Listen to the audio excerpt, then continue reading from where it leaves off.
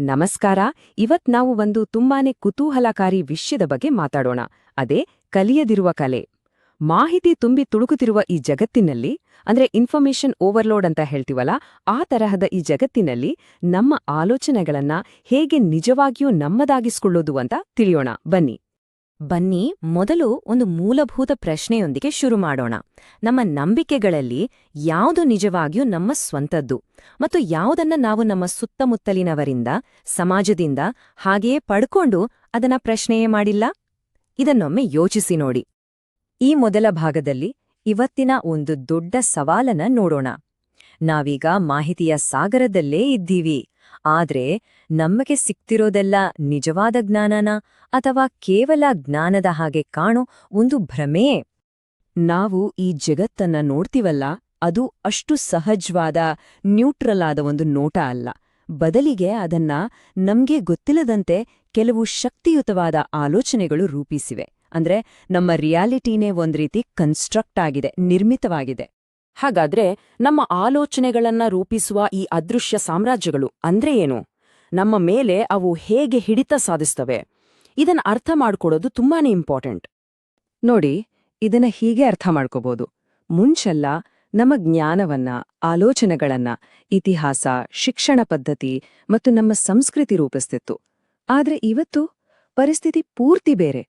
ಇವತ್ತು ನಮ್ಮನ್ನ ಆಳ್ತಿರೋದು ಡಿಜಿಟಲ್ ಸಾಮ್ರಾಜ್ಯಗಳು. ನಮ್ಮ ಸೋಷಿಯಲ್ ಮೀಡಿಯಾ ಫೀಡ್ನಲ್ಲಿ ಏನ್ ಕಾಣಬೇಕು ಅನ್ನೋದನ್ನ ಅಲ್ಗೋರಿದಮ್ಗಳೇ ನಿರ್ಧರಿಸ್ತಿವೆ.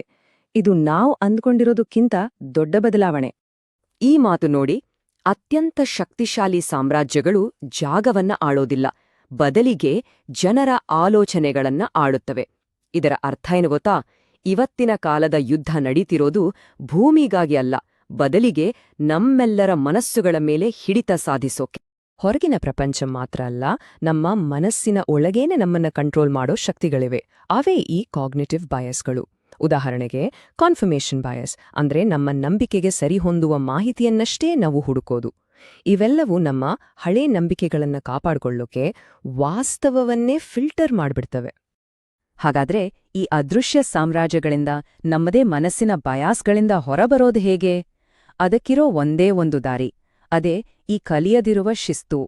ಅಂದ್ರೆ ನಾವೀಗಾಗ್ಲೇ ಸರಿಯಂತ ನಂಬ್ಕೊಂಡಿರೋದನ್ನ ಪ್ರಶ್ನಿಸೋಕೆ ಕಲಿಯೋದು. ಇದರ ಅಂತಿಮ ಗುರಿ ಬೌದ್ಧಿಕ ಸ್ವಾಯತ್ತತೆಯನ್ನ ಸಾಧಿಸೋದು. ಅಂದ್ರೆ ಏನು? ನಾವು ಆನುವಂಶಿಕವಾಗಿ ಪಡ್ಕೊಂಡಿರೋ ಪ್ರತಿಯೊಂದು ನಂಬಿಕೆಯನ್ನು ಪ್ರಶ್ನಿಸೋದು. ಹೊಸ ಸಾಕ್ಷ್ಯ ಸಿಕ್ಕಾಗ ನಮ್ಮ ಅಭಿಪ್ರಾಯಗಳನ್ನ ಬದಲಾಯಿಸ್ಕೊಳ್ಳೋಕೆ ಸಿದ್ಧವಾಗಿರೋದು. ಹಾಗಂತ ಎಲ್ಲವೂ ಸುಳ್ಳು ಅಂತಲ್ಲ, ಬದಲಿಗೆ ಒಂದು ಬ್ಯಾಲೆನ್ಸ್ಡ್ ದೃಷ್ಟಿಕೋನವನ್ನ ಇಟ್ಕೊಳ್ಳೋದು. ನೋಡಿ, ಕಲಿಯದಿರೋದು ಅಂದ್ರೆ ಎಲ್ಲದರ ವಿರುದ್ಧ ಬಂಡಾಯ ಏಳೋದು ಅಂತಲ್ಲ. ಬದಲಿಗೆ ಅದು ನಮ್ಮ ಆಲೋಚನೆಗಳನ್ನ ರಿಫೈನ್ ಮಾಡ್ಕೊಳ್ಳೋ, ಅಂದ್ರೆ ಇನ್ನಷ್ಟು ಚುರುಕುಗೊಳಿಸೋ ಒಂದು ಪ್ರಕ್ರಿಯೆ. ನಮ್ಮ ನಂಬಿಕೆಗಳನ್ನ ನಾಶ ಮಾಡೋದಲ್ಲ, ಅವುಗಳನ್ನ ಪ್ರಶ್ನೆಗಳ ಮೂಲಕ ಪರೀಕ್ಷಿಸಿ ಇನ್ನಷ್ಟು ಬಲಪಡಿಸ್ಕೊಳ್ಳೋದು. ನಾವೆಲ್ಲರೂ ಯಾಕೆ ನಮ್ಮ ಹಳೆಯ ನಂಬಿಕೆಗಳನ್ನ ಅಷ್ಟೊಂದು ಗಟ್ಟಿಯಾಗಿ ಹಿಡ್ಕೊಂಡಿರ್ತೀವಿ ಗೊತ್ತಾ? ಯಾಕಂದ್ರೆ ಅವು ಸತ್ಯ ಅಂತಾನೆ ಅಲ್ಲ, ಬದಲಿಗೆ ಅವು ನಮಗೆ ಒಂದು ರೀತಿ ಕಂಫರ್ಟ್ ಕೊಡುತ್ತೆ, ಪರಿಚಿತ ಅನ್ಸುತ್ತೆ. ಆ ಕಂಫರ್ಟ್ ಝೋನ್ನಿಂದ ಹೊರಬರೋದಿದೆಯಲ್ಲ, ಅದೇ ದೊಡ್ಡ ಚಾಲೆಂಜ್. ಸರಿ, ಈ ಥಿಯರಿ ಎಲ್ಲ ಚೆನ್ನಾಗಿದೆ. ಆದ್ರೆ ಇದನ್ನ ಪ್ರಾಕ್ಟಿಕಲ್ ಆಗಿ ಮಾಡೋದು ಹೇಗೆ? ನಮ್ಮ ಬೌದ್ಧಿಕ ಸ್ವಾತಂತ್ರ್ಯವನ್ನ ಗಳಿಸೋಬೇಕಾದ ಕೆಲವು ಟೂಲ್ಸ್ ಅಂದ್ರೆ ಸಾಧನಗಳು ಯಾವುವು? ಬನ್ನಿ ಈಗ ಅದನ್ನ ನೋಡೋಣ. ನಮ್ಮ ಯಾವುದೇ ಒಂದು ದೊಡ್ಡ ನಂಬಿಕೆಯನ್ನ ಪರೀಕ್ಷೆ ಮಾಡೋಕೆ ಈ ಬಿಲೀಫ್ ಸ್ಟ್ರೆಸ್ ಟೆಸ್ಟ್ ಅನ್ನ ಬಳಸ್ಬೋದು. ಇದರಲ್ಲಿ 4 ಸಿಂಪಲ್ ಸ್ಟೆಪ್ಸ್ ಇದೆ. ಮೊದಲನೇದು, ಈ ನಂಬಿಕೆ ಹುಟ್ಟಿದ್ದು ಎಲ್ಲಿಂದ ಅಂತ ಕಂಡುಹಿಡಿಯೋದು. ಎರಡನೇದು, ಈ ನಂಬಿಕೆ ಹೀಗೆ ಇದ್ರೆ ಅದರಿಂದ ಯಾರಿಗೆ ಲಾಭ ಆಗತ್ತೆ ಅಂತ ಯೋಚಿಸೋದು. ಮೂರನೇದು, ಒಂದು ವೇಳೆ ಈ ನಂಬಿಕೆ ಸುಳ್ಳಾಗಿದ್ರೆ ಜಗತ್ತು ಹೇಗಿರ್ತಿತ್ತು ಅಂತ ಕಲ್ಪನೆ ಮಾಡ್ಕೊಳ್ಳೋದು. ಮತ್ತು ಕೊನೆಯದಾಗಿ, ಈ ನಂಬಿಕೆಯನ್ನ ಯಾರಾದ್ರೂ ಪ್ರಶ್ನಿಸಿದ್ರೆ ನಮಗೆ ಯಾಕೆ ಕೋಪ, ಬೇಜಾರ್ ಬರುತ್ತೆ ಅಂತ ನಮ್ಮನ್ನ ನಾವೇ ಕೇಳ್ಕೊಳ್ಳೋದು. ಇನ್ನೊಂದು ಪ್ರಮುಖವಾದ ಟೂಲ್ ಅಂದ್ರೆ ನಾವು ಮಾತಾಡೋ ರೀತಿಯನ್ನ ಬದಲಾಯಿಸ್ಕೊಳ್ಳೋದು.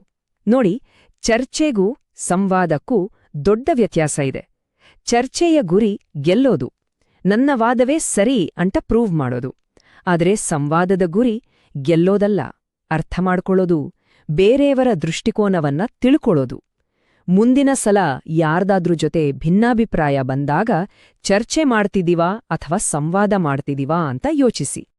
ಸರಿ, ಇಷ್ಟೆಲ್ಲ ಕಷ್ಟಪಟ್ಟು ನಮ್ಮನ್ನ ನಾವೇ ಪ್ರಶ್ನಿಸ್ಕೊಂಡು ನಮ್ಮ ಆಲೋಚನೆಗಳನ್ನ ಬದಲಾಯಿಸ್ಕೊಳ್ಳೋದ್ರಿಂದ ಕೊನೆಗೆ ಸಿಗೋ ಲಾಭವಾದ್ರೂ ಏನು? ಈ ಬೌದ್ಧಿಕ ಸ್ವಾತಂತ್ರ್ಯದ ನಿಜವಾದ ಫಲಿತಾಂಶಗಳೇನು? ಬನ್ನಿ ನೋಡೋಣ.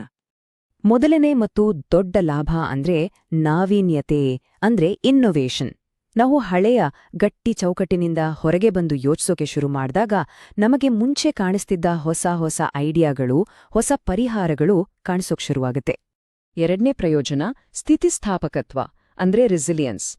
ಯಾವ ಮನಸ್ಸು ತನ್ನ ನಂಬಿಕೆಗಳನ್ನ ಸದಾ ಪರಿಶೀಲಿಸ್ತಾ ಇರುತ್ತೋ ಅದು ಬದಲಾವಣೆಯನ್ನ ಕಂಡಾಗ ಹೆದರಲ್ಲ, ಬದಲಿಗೆ ಅದಕ್ಕೆ ಬೇಗ ಹೊಂದಿಕೊಳ್ಳುತ್ತೆ. ಇವತ್ತಿನ ವೇಗದ ಅನಿಶ್ಚಿತ ಜಗತ್ತಿನಲ್ಲಿ ಇದು ತುಂಬಾನೇ ಮುಖ್ಯವಾದ ಒಂದು ಸ್ಕಿಲ್.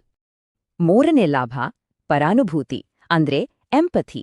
ಬೇರೆಯವರ ನಂಬಿಕೆಗಳು ಯಾಕೆ ಹಾಗೆ ಇವೆ, ಅವು ಹೇಗೆ ರೂಪುಗೊಂಡಿವೆ ಅಂತ ನಮಗೆ ಅರ್ಥವಾದಾಗ ನಾವು ಅವರನ್ನ ಜಡ್ಜ್ ಮಾಡೋದನ್ನ ನಿಲ್ಲಿಸಿ ಅವರನ್ನ ಅರ್ಥ ಮಾಡ್ಕೊಳ್ಳಕ್ಕೆ ಪ್ರಯತ್ನ ಮಾಡ್ತೀವಿ. ಇದೇ ನಿಜವಾದ ಸಹಾನುಭೂತಿಯ ಅಡಿಪಾಯ. ಕೊನೆಯದಾಗಿ ಈ ಒಂದು ಅದ್ಭುತವಾದ ಮಾತಿನೊಂದಿಗೆ ಈ ವಿಶ್ಲೇಷಣೆಯನ್ನ ಮುಗಿಸೋಣ.